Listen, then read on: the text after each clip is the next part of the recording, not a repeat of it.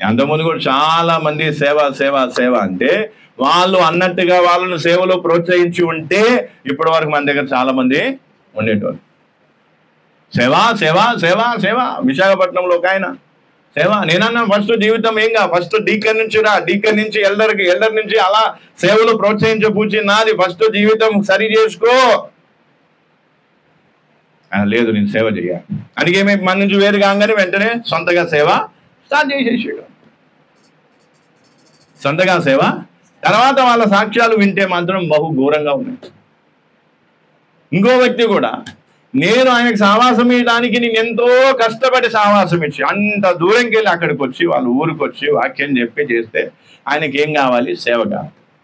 నేనన్నా బ్రదర్ ఇట్లా ఉంటుంది, డీకెన్గా చేయలేదు, ఎల్డర్గా చేయలేదు. ఆయనను డీకెన్గా చేయలేదు, ఎల్డర్గా చేయలేదు, ఏమీ చేయలేదు. కానీ సేవలో ఏం చేసి ప్రోత్సాహం చేసి వాళ్ళ అవసరాన్ని బట్టి, లేదా ఈయనను ఉప్పంగా చేయడానికి. నేనన్నా అది క్రమం కాదు. ఫస్ట్ నువ్వేం కావాలి? డీకన్ నుంచి రావాలి. అది ఆయనకు నచ్చలేదు. అందుకే ఏమైపోయింది? నెమ్మదిగా అవకాశం దొరకగానే జంప్ అయిపోయింది.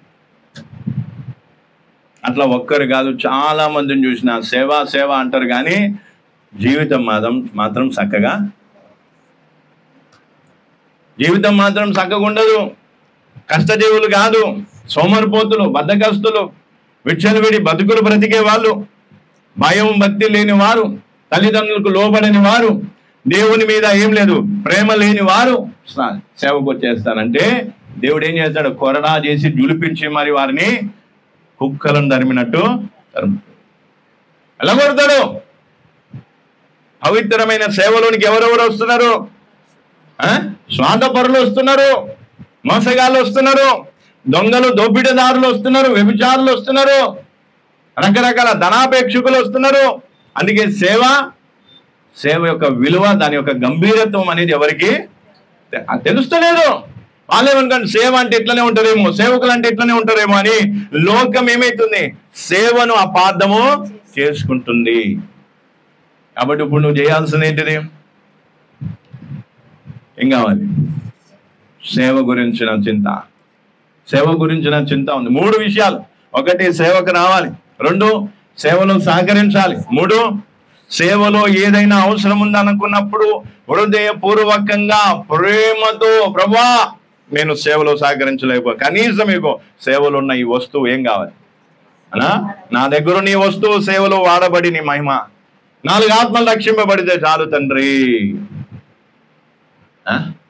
మనం ఏం చేస్తాం చెప్పాలా? ఏం చేస్తాం చెప్పాలా? ఏం చేస్తాం? ఇప్పుడు ఉదాహరణకి శ్రావణ్ భయ్ ఉన్నాడు. ఇప్పుడు అంకుల్ ఏడు ఉన్నాడు, అంకుల్కి బండి లేదు. నా బండి అవసరం ఉంటుందేమో, అంకుల్ ఇక బండి తీసుకో. నేను అడిగేదాకా నువ్వు ఇస్తలేవంటే అక్కడే తెలిసిపోతుంది నువ్వేందో. నేను అడిగే అవసరం నీకేం కావద్దు, రావద్దు. నువ్వేం చేయాలి? ఉదాహరణ చెప్తున్నా. నేను కావాలంటే నేను 1-2 సార్లు ఇచ్చి ఉంటాడు, అది వేరే మాట. ఎప్పుడో చేసింది ఇప్పుడు దాకా డప్పులు కొట్టుకుంటే దానికంటే ఇంకేం లేదు ఇక, అవునా కదా? పోనీ నా బండి మీద పోయి 4గురికి సువార్త చెప్తాడు, 4 ఆత్మలు రక్షింపబడతాయి అన్నా. కనీసం నేను కూడా ఏమైతా నెమ్మది నేను కూడా సేవకు సిద్ధపడతా అని ఏం కావాలి? మాకెట్లుంది. అందుకే ప్రియులారు ఈరోజు అర్థం చేసుకోవాల్సింది ఏంటిది? ఏం కావాలి? బాహ్యంగా నువ్వు ఎట్లున్నా సరే సేవలో ఏం కావాలి? ముందుకు రావచ్చు. అయితే దేవుడు నీ వ్యక్తిగత జీవితాన్ని చూస్తున్నాడు. నీ వ్యక్తిగతంగా నువ్వు మంచిగా ఉంటే అప్పుడు దేవుడు సేవలోనికి రాణిస్తాడు. కాబట్టి ఇప్పుడు ఏం కావాలి? సేవ కోత. యేసుప్రభు అప్పుడేమన్నా కోత విస్తారంగా ఉంది, పనివారు కొద్దివారే, కొంతమంది ఉన్నారంట. పనివారి కోసం ఏం చేయాలి? ప్రార్థన. అని మనం ఏం చేస్తున్నాం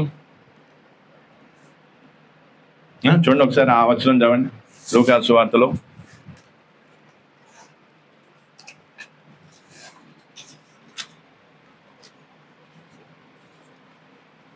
లూకా సువార్త 10వ అధ్యాయము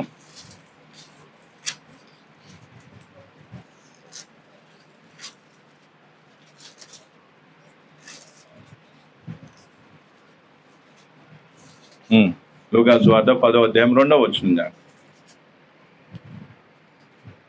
చూడండి ఎవరికి చూడండి.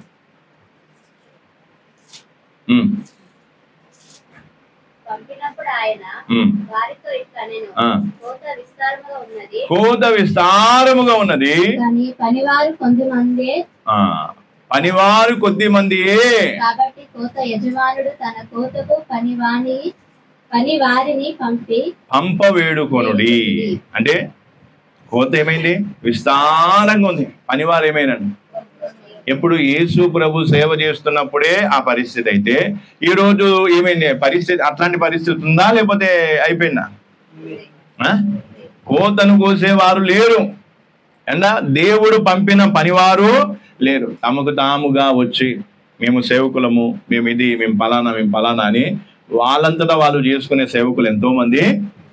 వాళ్ళంతటా వాళ్ళు సంఘాలు కట్టుకొని సంఘములో పెద్ద పెద్ద డబ్బులు డోలు కట్టుకొని ఏం చేస్తున్నారు? చలామణి అవుతున్నారు. కానీ తండ్రి యజమానుడు పంపిన కోత పనివారు ఎంతమంది ఉన్నారు? కానీ ఈరోజు పరిస్థితి ఏంటిది?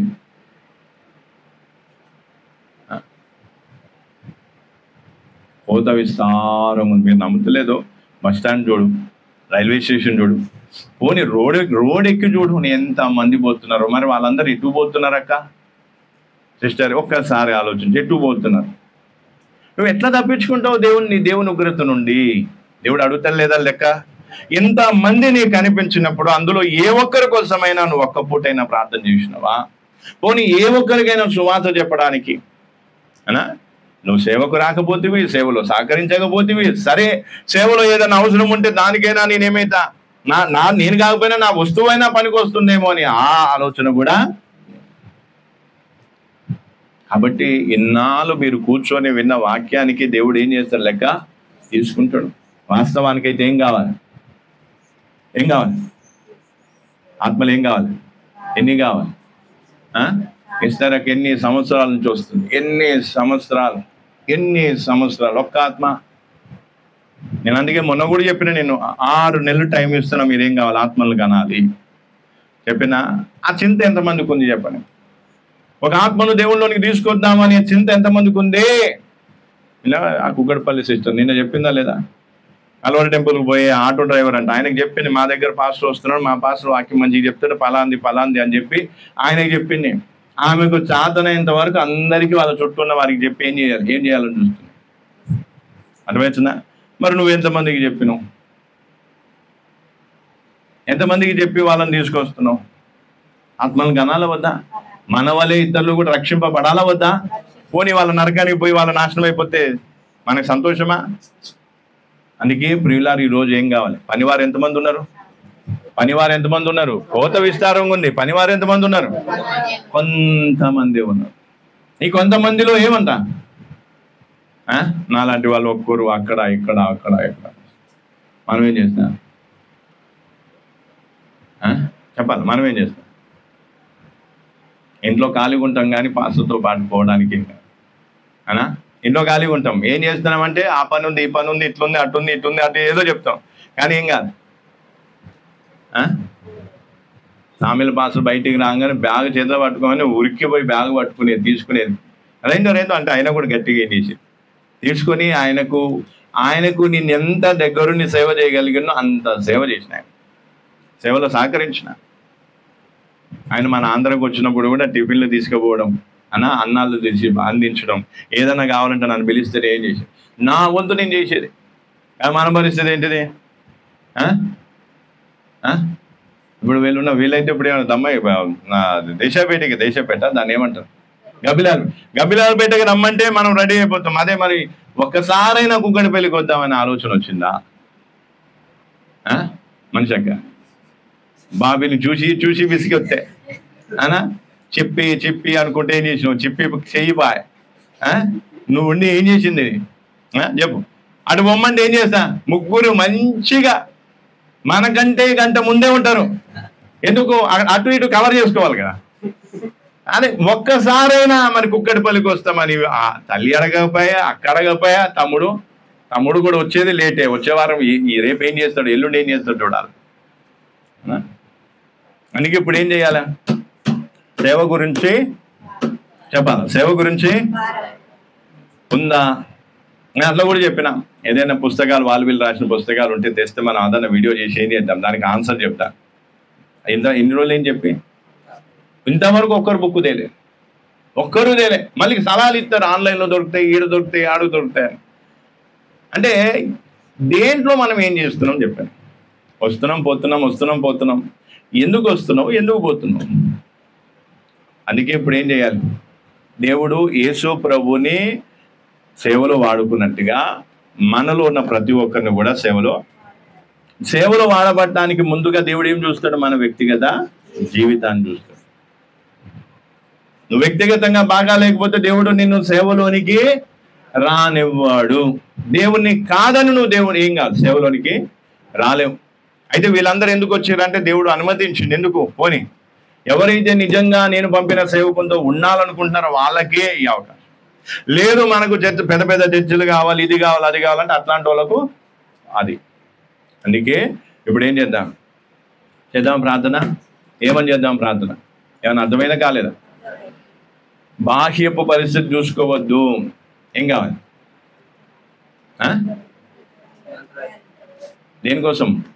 సేవ కోసం ముందుకు. నీ వ్యక్తిగత జీవితాన్ని సరి చేసుకోవాలి. నేను చాలా గంభీరంగా, ఎందుకంటే నాకు ఇది ప్రాబ్లం ఉంది కాబట్టి నేను గట్టిగా చెప్పలేకపోతున్నాను. నీ వ్యక్తిగత జీవితాన్ని ఏం చేయాలి? సరి చేసుకోవాలి. ఎవరికి రాని శోధనలు నీకే వస్తున్నట్టు కొంతమంది ఉంటాం, మేము శోధనలు ఎదుర్కోలేకపోతున్నామే, పడిపోతున్నామే, దొరికిపోతున్నామే, ఈడ్చుకుపోతున్నాం. ఇవన్నీ కథలు కహానీలు తప్ప నీకేం లేదు. అసలు పవిత్రంగా ఉండాలనే లేదు. పవిత్రంగా ఉండాలని ఉంటే నువ్వేం చేస్తావు? ఎట్లాంటి శోధన వచ్చినా దాన్ని నువ్వేం చేస్తావు? పోరాడి దాన్ని జయిస్తావు. కానీ మనకి ఎట్లుంది? పవిత్రంగా ఉండాలని లేదు. ఎప్పుడు అవకాశం, ఎప్పుడు శోధన నీడ దొరికితే చాలు దన్నుమని పడు. శోధన అట్లా వస్తుంది, నీడ పడ్డది, దుంకుతాం. వాళ్ళకి దగ్గర కూడా శోధన మనకి దగ్గర కూడా రావాల్సిన అవసరం లేదు. ఎలా పోతాం? నీడ కనిపించగానే దుంకేస్తాం. ఎందుకు? నీకోసమే వెయిటింగ్. అందుకే వ్యక్తిగత జీవితాలు కూడా ఏం చేసుకోవాలి? సరి చేసుకోవాలి. ఒకవేళ నువ్వు రాకపోతే మళ్ళీ చెప్తున్నా, రేపటి దినాన నన్ను మళ్ళీ ఏం కావద్దు. నీకు ఇప్పుడు అవకాశం ఉంది. దేవుడు మిమ్మల్ని ఆహ్వానిస్తున్నాడు సేవకు రావడానికి, సేవలో సహకరించడానికి, ఈ 3 పనులు చేయడానికి మీకు అవకాశం. మీరు చేయలేదనుకో, రేపు ఎవరు చేస్తారు? వేరే వాళ్ళని దేవుడు నిలబెడతాడు. తర్వాత మళ్ళీ అట్లా కూడా అంటారు వీళ్ళని ఏమంటాం చెప్పు? అట్లా కూడా అంటారు, అగో వాళ్ళు వస్తే దేవుడు పాస్టర్ వాళ్ళని ముందు పెట్టిండు, మమ్మల్ని ఏమో పట్టించుకుంటలేడని మళ్ళీ అట్లా బాధ. నీకు ఇంతకాలం ఇచ్చిన అవకాశాన్ని నువ్వేం చేయకపోతువి? వినియోగించుకోకపోతువి. నువ్వేం చేస్తున్నావు? ఇప్పుడు వేరే వాళ్ళు వస్తే మళ్ళీ అసూయపడి మళ్ళీ ఎవరి మీద పడి ఏడుస్తాం? పాస్టర్ మీద పడి ఏడుస్తాం. అగో వాళ్ళకే పోతే ఇటు అది ఇట్లా అట్లా. అందుకే ఏం చేయాలి? సేవకులు కావాలొద్దా? సేవ ఉందా? భారం ఉందా? సేవ చేయాలని. ఎవరికి వస్తుంది భారం? జీవితం సరిగ్గా ఉన్న వాళ్ళకి వస్తుంది. జీవితం సరిగ్గా లేకపోతే సేవ గురించి భారం ఉండదు. ఒకసారి ఆలోచించు, నిజాయితీగా సేవ గురించిన ఆలోచన ఉందా? ఇంతమంది పోతున్నారు, ఇంతమందికి మనం ఏం చెప్పాలి? సువార్త చెప్పాలా వద్దా? దేవుని వాక్యం చెప్పాలా వద్దా? దేవుని ప్రేమ చెప్పాలా వద్దా? లేదు వాళ్ళేదో కొడుతున్నారు, తిరుగుతున్నారు కాబట్టి మనం ఏం చేద్దాం? ముదికి ప్లాస్టర్ వేసుకొని ఏం చేద్దాం? ఇంట్లో కూర్చున్నామా? ఏం చేద్దాం? నాకు ఒకసారి నవ్వు వస్తుంది. సువార్త చెప్తుంటే వీళ్ళు ఎందుకు ఆపుతారు చెప్పు. ఒకవేళ నేను చెప్పినప్పుడు ఆపితే నేను ఒకటే మాట అంట. ఇప్పుడు నేను ఈమెకు సువార్త చెప్తున్నాను, ఆమె ఆపుతుంది, ఆమె వచ్చి అందరు వీళ్ళు వచ్చి ఆలోచి ఆపుతారు. ఎందుకు ఆపుతున్నారు? ఎందుకంటే సువార్త ఏంటే వీళ్ళు మారిపోతారనే భయంతో. అర్థమవుతుందా? సువార్త ఏంటి ఎవరు విన్నోళ్ళు మారిపోతారనే భయంతో వాళ్ళు ఏం చేస్తున్నారు? లేదు, నీకు మారుతారనే భయం నీకు లేనప్పుడు చెప్పు, ఎంత చెప్తావు చెప్పు. కూర్చోబెట్టి కూర్చొని మరి ఇంత చెప్పు బాబు, ఎంత చెప్తావు చెప్పు. సువార్తలో ఉన్న శక్తి అది. అందుకే ఏం చేయాలి? సైతానికి భయం అన్నట్టు. వీళ్ళు సువార్త చెప్తే ఏమవుతుంది? మారిపోతారు. అందుకే సువార్త చెప్పకుండా ఆపాలా. అందుకే బైబిల్ చింపేయాలా, బైబిల్ గాలి చేయాలా, పాస్టర్లను కొట్టాలా, సంఘంలో ఏం కాదు, ఇది చేయాలి, అది చేయాలి, ఇట్లా అట్లా. ఎందుకు? వాళ్ళ లోపల ఏముంది? వాళ్ళు పిరుకోళ్ళ ధైర్యవంతులా? పిరుకోళ్ళు 100% పిరుకోలు. ఎందుకు? ఎందుకంటే సువార్త వింటే వీళ్ళు మారిపోతారనే భయంతో వీళ్ళు ఏం చేస్తున్నారు? ఆ పని.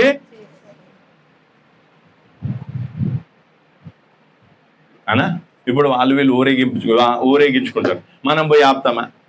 నువ్వు 100 ఊరేగింపులు తీసుకో, మాకు పరకే పడదు.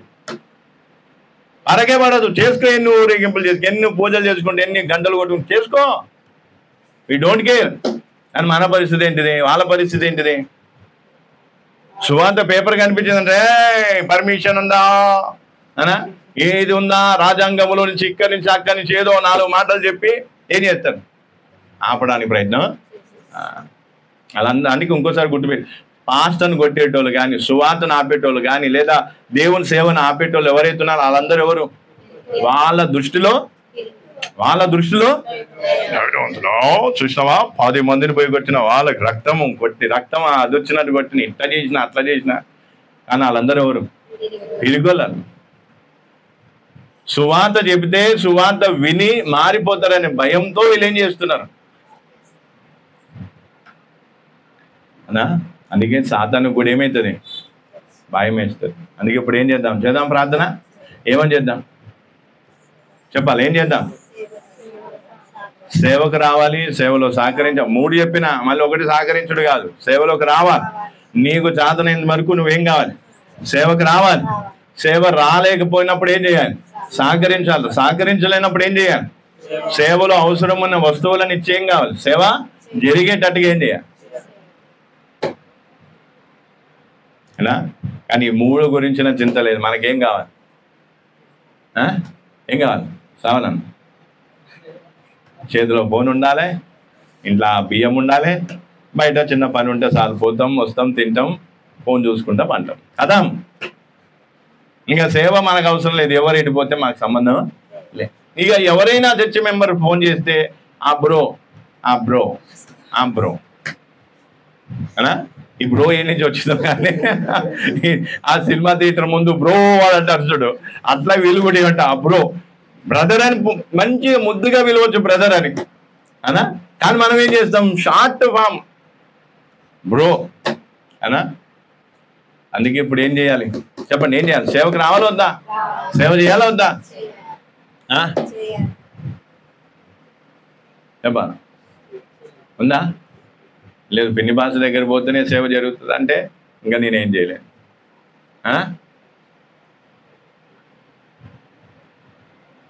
అర్థమైందా వాక్యం? చేద్దాం ప్రార్థన. కళ్ళు మూసుకుని. ఇంకా చాలా విషయాలు ఉన్నాయి కానీ అవన్నీ టైం అయిపోతుంది కాబట్టి ఒకసారి కళ్ళు మూసుకొని నీ వ్యక్తిగత జీవితాన్ని పరిశీలన చేసుకుని, నువ్వేమై ఉన్నా, నీ వ్యక్తిగత జీవితం ఏమై ఉంది? యేసు ప్రభు వలె పరిశుద్ధంగా ఉన్నావా? ఆయన కూడా సేవలో రావడానికి ముందు 30 సంవత్సరాలు నీతిగా నిజాయితీగా బతికాడు. ఈరోజు నీకు సేవ చేయాలన్న ఆలోచన ఎందుకు లేదు?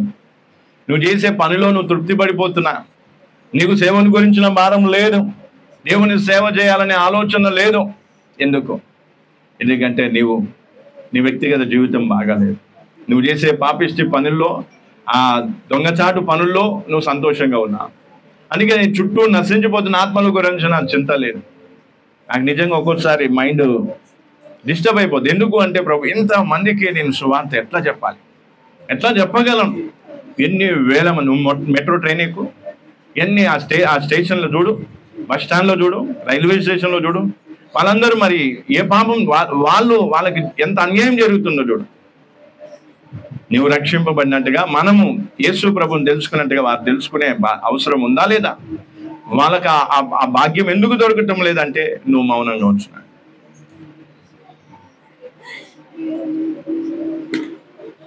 నీ స్వార్థం నువ్వు చూసుకుంటున్నా. బ్రదర్ సిస్టర్ ఇలాగే ఉంటే, అందుకే సేవలో ఎవరైనా సరే పరిశుద్ధంగా ఉండాలి, పరిశుద్ధాత్మ అభిషేకంతో సేవ చేయాలి తప్ప దయ్యాలు బట్టి సేవలు సహకరిస్తానంటే కాదు. అపవిత్రమైన పనులు, రహస్యంగా చెడ్డ పనులు చేసి సేవలు సహకరిస్తానంటే కాదు.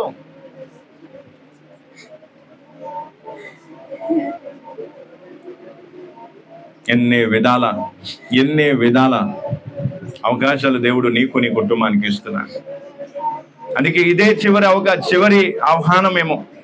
నువ్వు రాకపోతే కొత్తగా వచ్చిన వాళ్ళందరూ సేవలో ముందు పడతారు. వాళ్ళని చూసి నువ్వు సిగ్గుపడాల్సిన అవసరం వస్తుంది. ఈరోజు నీ పిల్లల్ని దేనికోసం ప్రోత్సాహం చేస్తున్నారు? వారి వ్యక్తిగత జీవితం ఎలా ఉంది?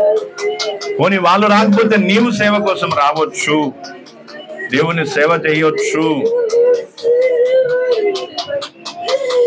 ఏది నీ పరిస్థితి? ఏమైంది నీకు? ఎన్నాలని ఇలాగే పోతుంది. మేము మా యవ్వన ప్రాయంలో దేవుని సేవార్థమే సమర్పణ చేసుకున్నాం. ఎప్పుడు నీ వయసు మీరిపోతుంది అయినా కూడా సేవను గురించిన చింత లేదు, సేవలో సహకరించాలనే ఆలోచన లేదు, దేంట్లో లేవు. ఇంకా వెనకబడిపోయి తిని తాగి జల్సాలు చేసుకునే విధంగా ఉన్నా. జాగ్రత్త, నువ్వు కూర్చున్న స్థలము, నువ్వు నిల్చున్న స్థలం ఏదైతుందో అది చాలా విలువైంది. దేవుడు అక్కడి నుంచి నిన్ను కొట్టేయకుండా ఉండాలంటే ఇప్పుడే బుద్ధి తెచ్చుకో. లేదంటే దేవుడు ఆ స్థలంలోంచి నిన్ను తీసి వేరే వాళ్ళని తీసుకొని వస్తాడు. అప్పుడు ఏడ్చి ప్రయోజనం ఉండదు. ఇంకా ఏశావు వలె ఏడ్చినా కూడా దేవుడు నిన్ను కనికరించాడు.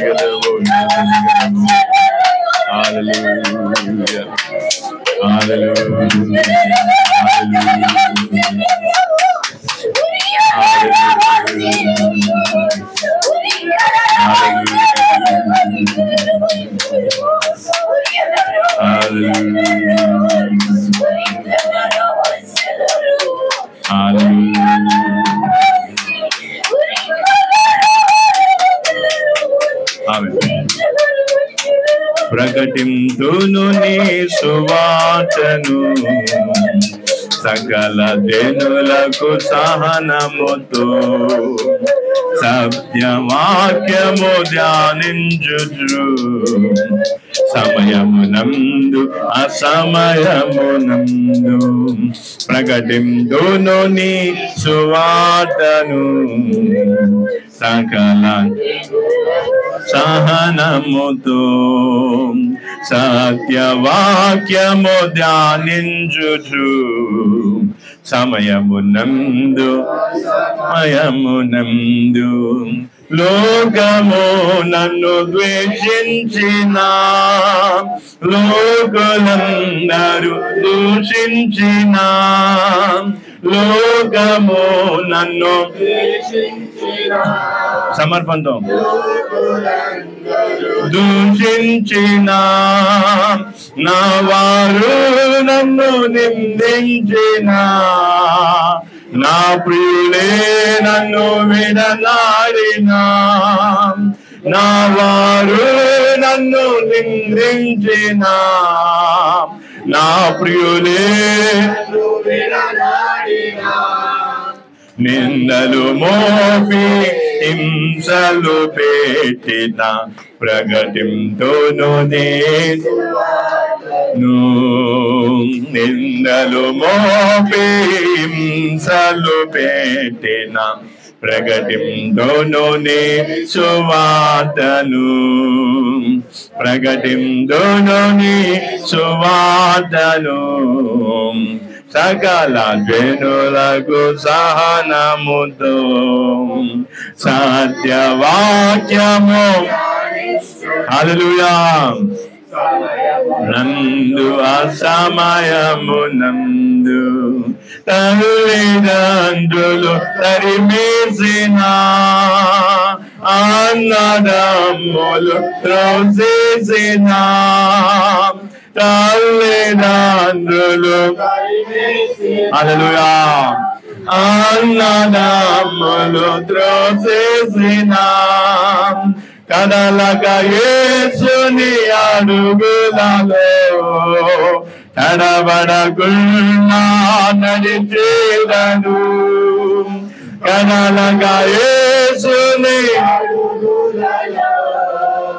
తడబడకుండా నడిచేదను, మరణము నన్ను వెంటాడిన, ప్రాణము నాలో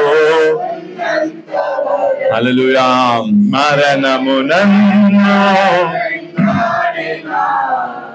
ప్రాణము నాలో ఉన్నంత వరకు ప్రకటిందును నీ సువార్తను సకల జనులకు సహనముతో సత్యవాక్యము సమయమునందు అసమయమునందు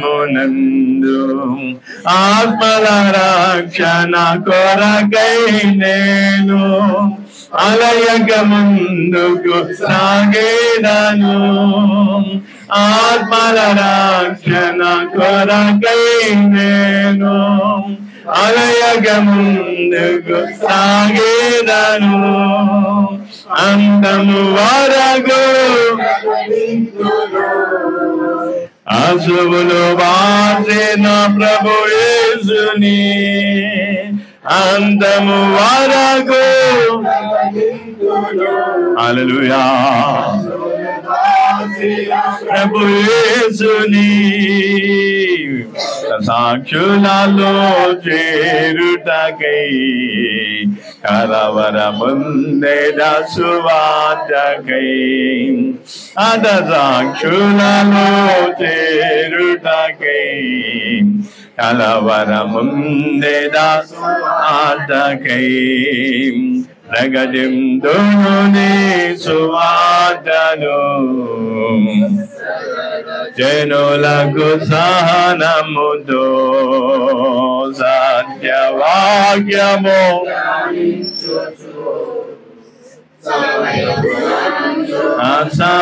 అసమయమునందు.